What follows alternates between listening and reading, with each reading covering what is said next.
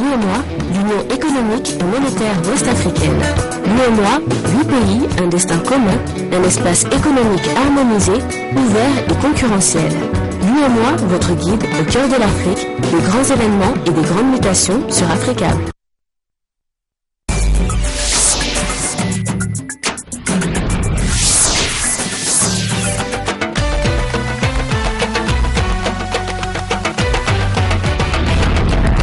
Nouvelle édition sur Africable Télévision. Bienvenue à toutes et à tous. Voici les titres de ce journal. Au Mali, la commission Dialogue et Réconciliation a été officiellement installée ce matin. Elle est composée d'un président, de 2 vice-présidents et de 30 commissaires qui ont été investis dans leurs fonctions par le président de la République.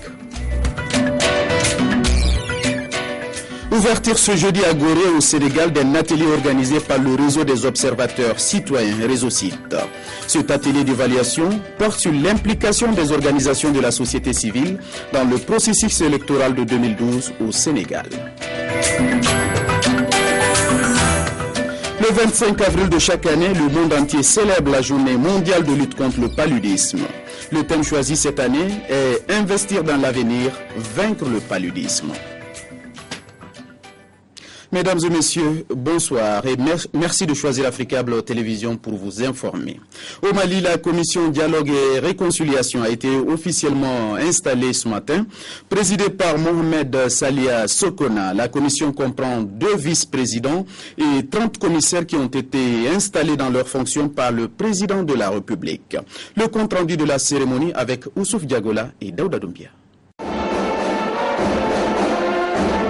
La cérémonie très solennelle s'est déroulée en 3 actes. Acte 1, l'accueil des officiels.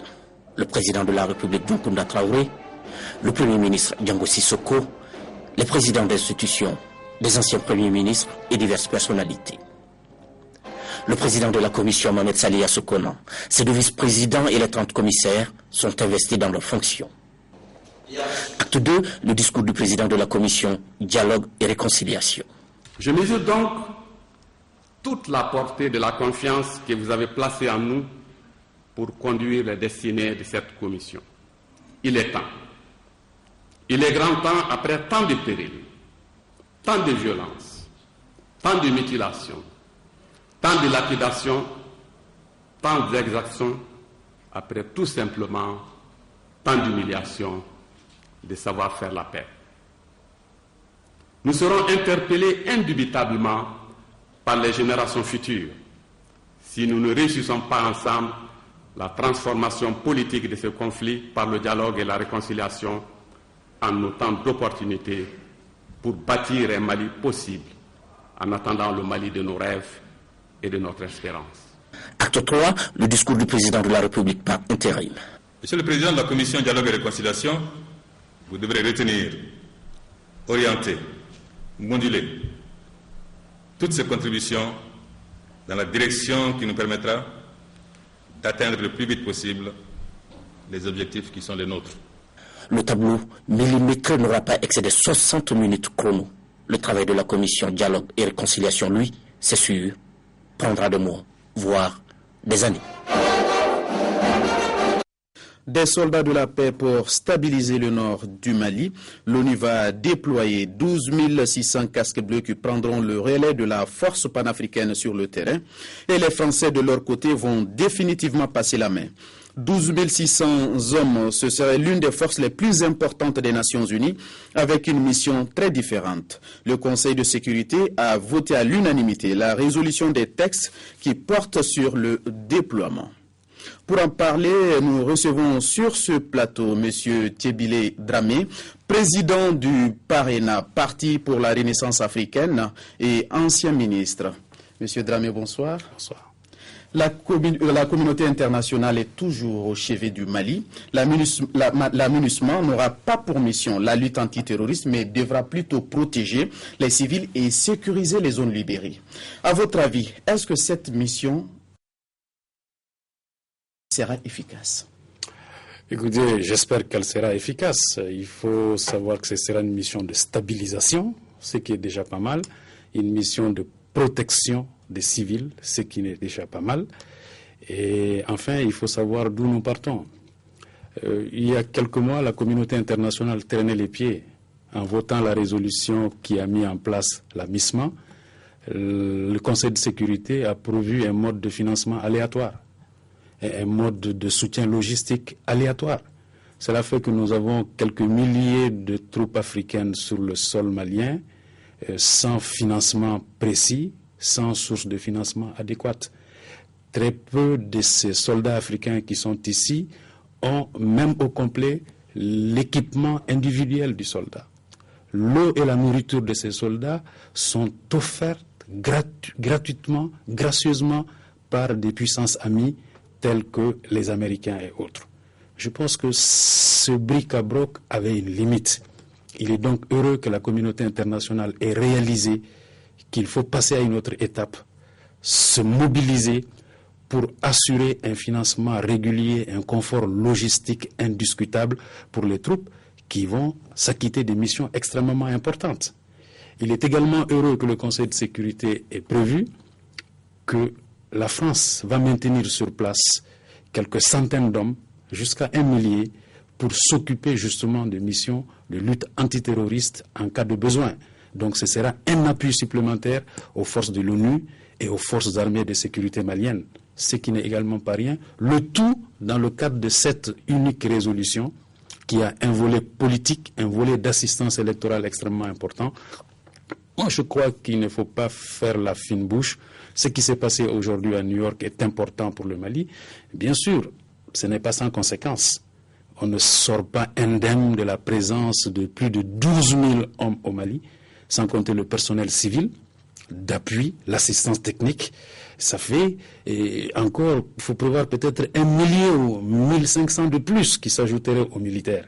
Monsieur Dramé, en parlant justement de ces 12 000 hommes, les 12 600 casques bleus sont attendus en juillet prochain.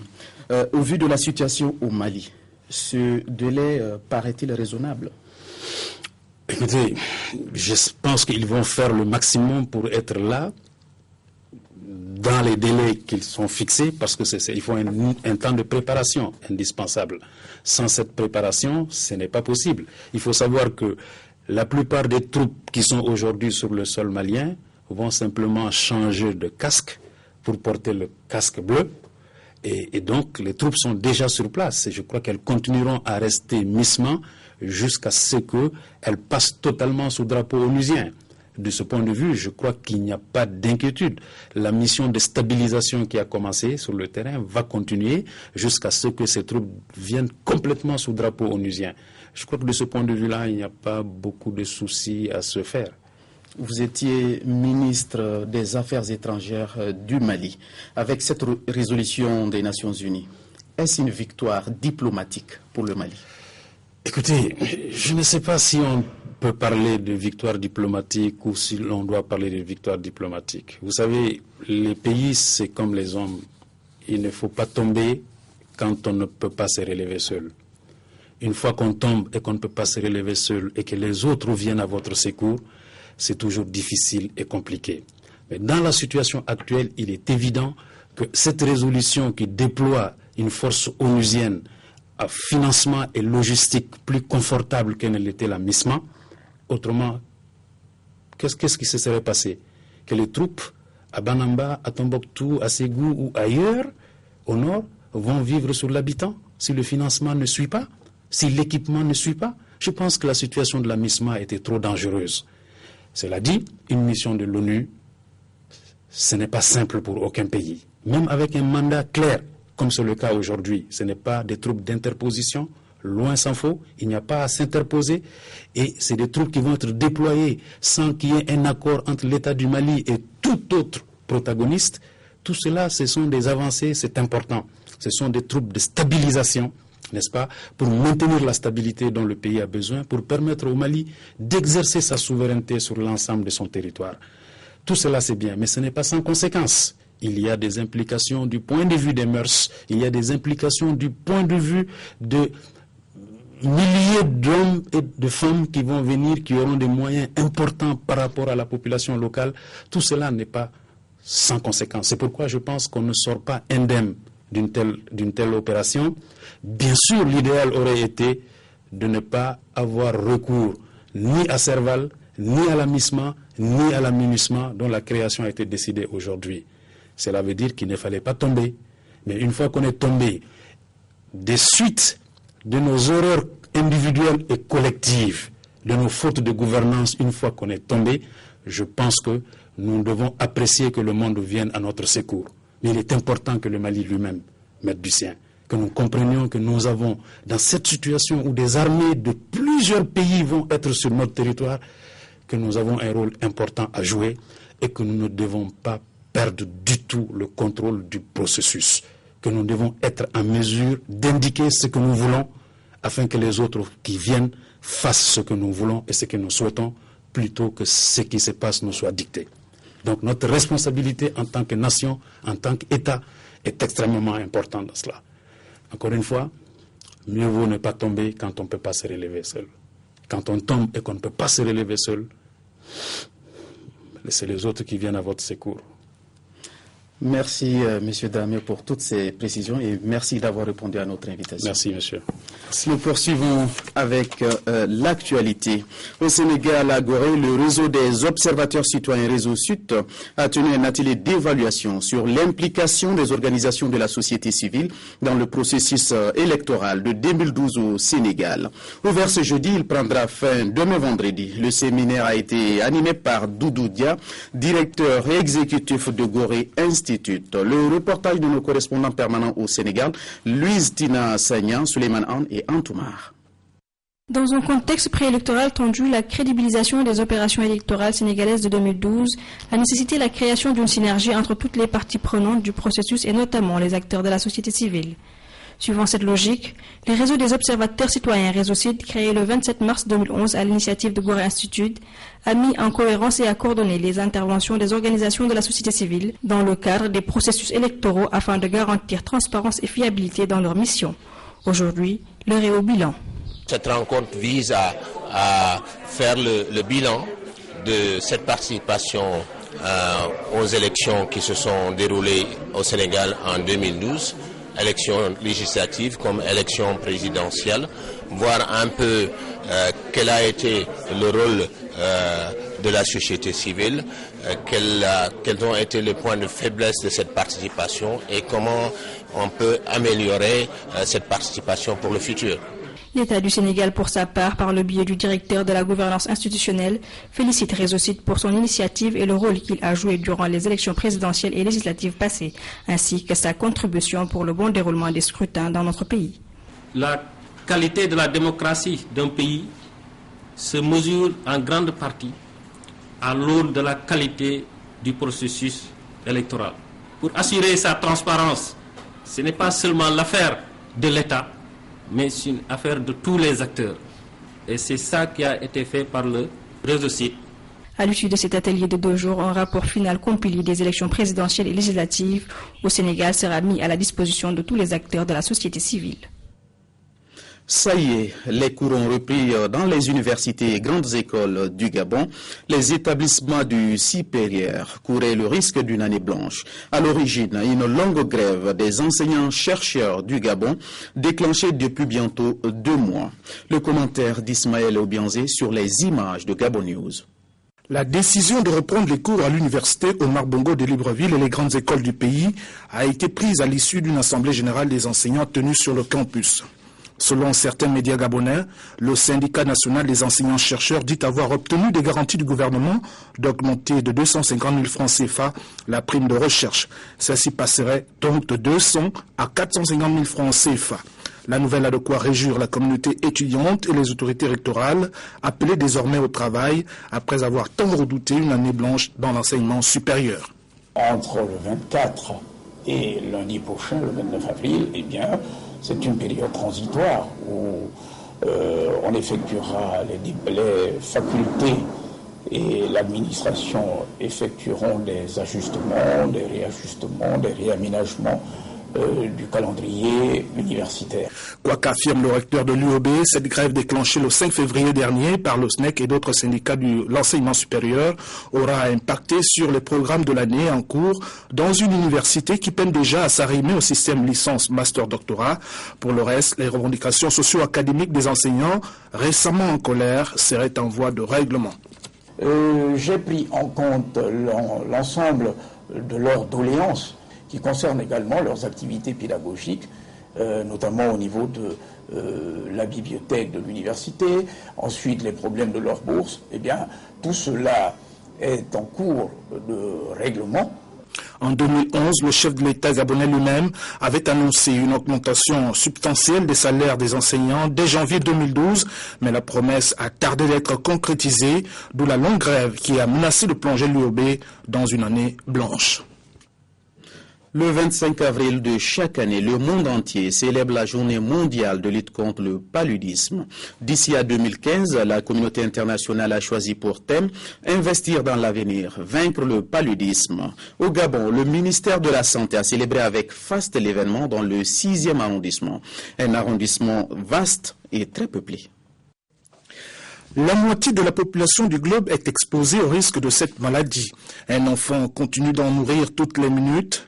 Un chiffre à vous couper le souffle, 655 000 personnes en décèdent chaque année, dont plus de 90% en Afrique. L'Organisation mondiale de la santé indique pourtant, dans son rapport 2012, que des efforts fournis pour inverser les tendances actuelles sont encourageants. Ces 10 dernières années, la région africaine a fait des progrès dans la prévention du paludisme et la lutte contre la maladie. Le rapport mondial sur le paludisme 2012 indique qu'une diminution de 33% des décès dus au paludisme a été enregistrée en Afrique. Au cours de la même période, quelques 1 100 000 décès dus au paludisme ont été évités.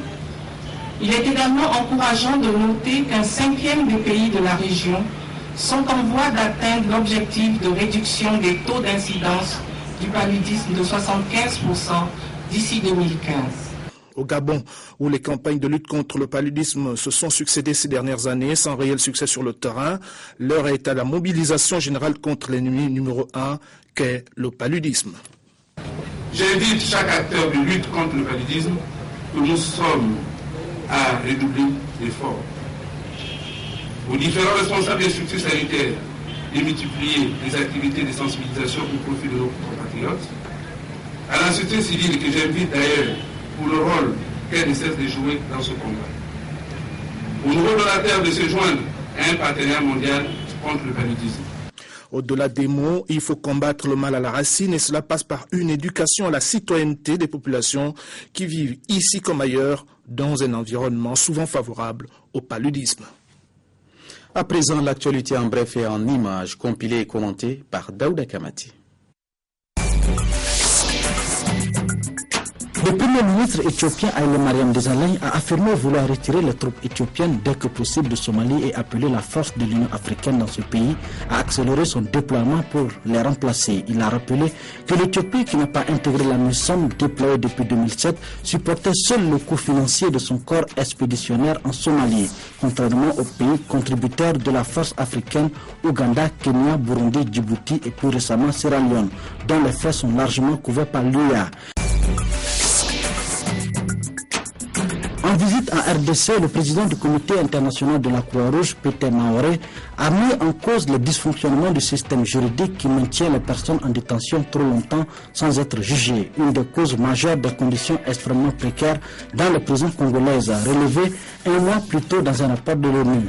Le CICR se sent contraint de mettre entre parenthèses son devoir de confidentialité pour parler publiquement de la situation dans les prisons congolaises, tant celle-ci lui paraît critique. En Côte d'Ivoire, les résultats des élections communales et régionales de dimanche continuent de tomber. Les indépendants se placent devant les deux grands partis au pouvoir, le RDA et le PDCI. On se rappelle que le scrutin a été boycotté par le FPI et a débouché sur des incidents dans quelques communes du pays, notamment à Abidjan. Le gouvernement a dénoncé les violences et appelé les Ivoiriens à respecter les résultats proclamés. Clamant haut et fort avoir des soupçons de fraude, Certains candidats ont déjà commencé à constituer des dossiers de contestation et comptent les déposer à la Chambre administrative de la Cour suprême. L'Internet mobile via le téléphone portable est l'avenir de l'Internet en Afrique. On en a une nouvelle illustration éclatante avec le Kenya. L'autorité de régulation de la communication kenyane vient de publier une nouvelle série de statistiques qui confirment l'explosion de cet Internet mobile. En un an, le nombre d'utilisateurs d'Internet au Kenya est passé de 9 millions environ à 16 millions. 80% de croissance en un an. Et la très grande majorité de ces nouveaux internautes kenyans vient au net via le téléphone portable. Visite d'État de 2 jours de François Hollande en Chine. Une visite au cours de laquelle il sera question de diplomatie, dans une moindre mesure de droits de l'homme. La priorité du président français, c'est de rééquilibrer les échanges entre Paris et Pékin. Au Palais du Peuple pour la rencontre avec le nouveau président chinois, François Hollande a mis les grands moyens.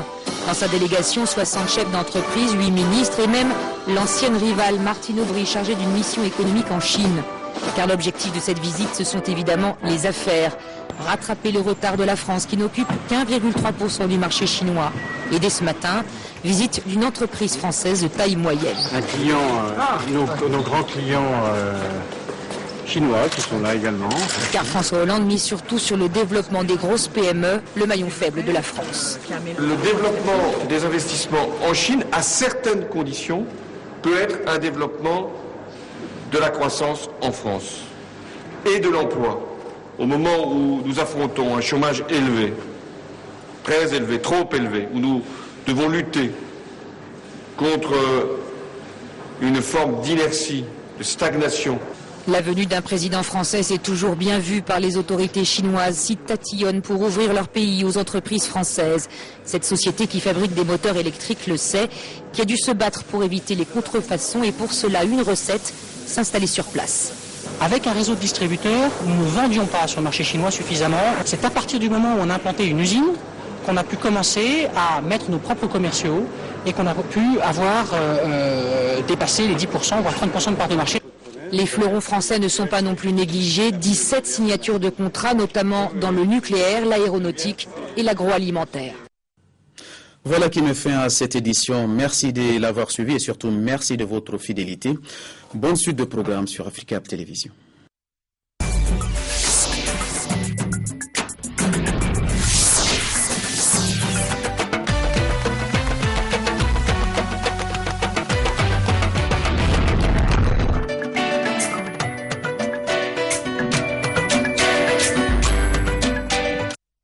L'UEMOA, l'Union économique et monétaire ouest-africaine.